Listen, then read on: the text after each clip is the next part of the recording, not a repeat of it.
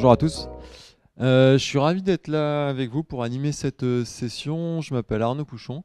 Je suis psychiatre au CHU de Grenoble dans le service des troubles de l'humeur résistants. Et puis je suis également doctorant au GIN dans l'équipe cerveau, comportement, neuromodulation. On avait choisi pour cette troisième session du séminaire organisé par le Cause June dans le cadre du projet CERCOG de vous parler de la santé mentale. La santé mentale, comme beaucoup le savent, c'est aujourd'hui un enjeu de santé publique majeur. En témoignent les assises de la santé mentale qu'on avait eues en 2021. Et sans rentrer dans les détails un petit peu et vous accabler de chiffres, épidémiologiquement, c'est assez parlant. C'est quand même une personne sur 5 qui sera touchée par un trouble psychique au cours de sa vie. Un Français sur 4 qui prend régulièrement des psychotropes. C'est quand même la première cause de morbidité chez les moins de 50 ans et la première cause de mortalité chez les 20-35 ans, notamment par suicide. Ces chiffres, quand même, vous montrent l'ampleur aujourd'hui de l'importance de la recherche qui doit être faite et qui est faite en santé mentale et qui est donc un des axes du projet CERCOG via l'axe clinique notamment.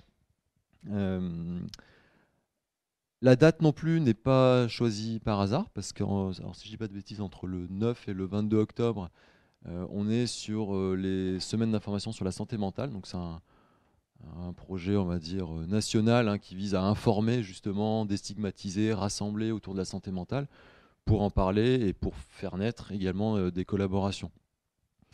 Vous allez voir que on parle de santé mentale, de psychiatrie, c'est une discipline extrêmement vaste, très transdisciplinaire, donc qui se prête extrêmement bien justement à ce projet CERCOG, qui, comme vous le savez, vise à rassembler tous les acteurs du bassin grenoblois qui travaillent sur le cerveau et la cognition, en rassemblant des chercheurs et des cliniciens.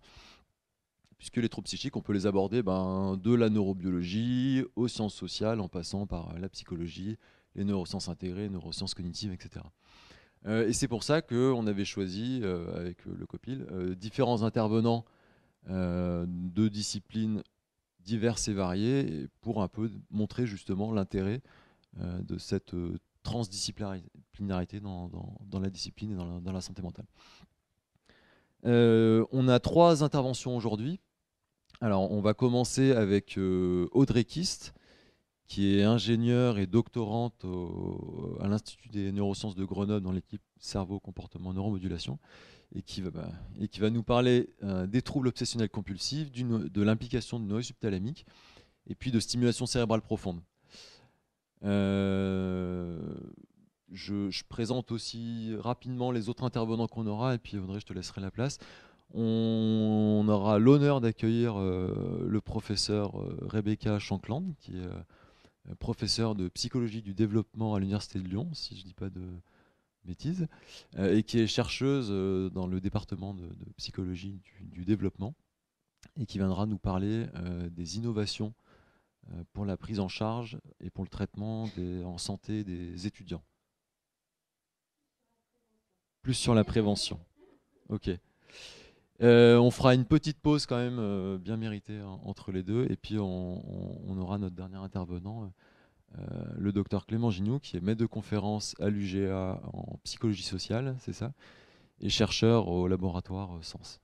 Voilà. Et qui nous parlera plutôt de l'activité physique comme moyen de prévention, c'est ça? On est encore dans la prévention. Ça marche pour les deux, c'est ça. Pourquoi on s'y intéresse et comment les mettre en place. Dans le contexte professionnel, exactement. Voilà, donc encore merci à vous d'être ici. Et puis sans plus attendre, je vais appeler notre première invitée, Audrey Kist. Je te passe la parole. Bonjour à toutes et à tous.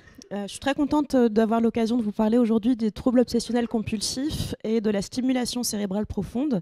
On va s'intéresser plus particulièrement à la stimulation du noyau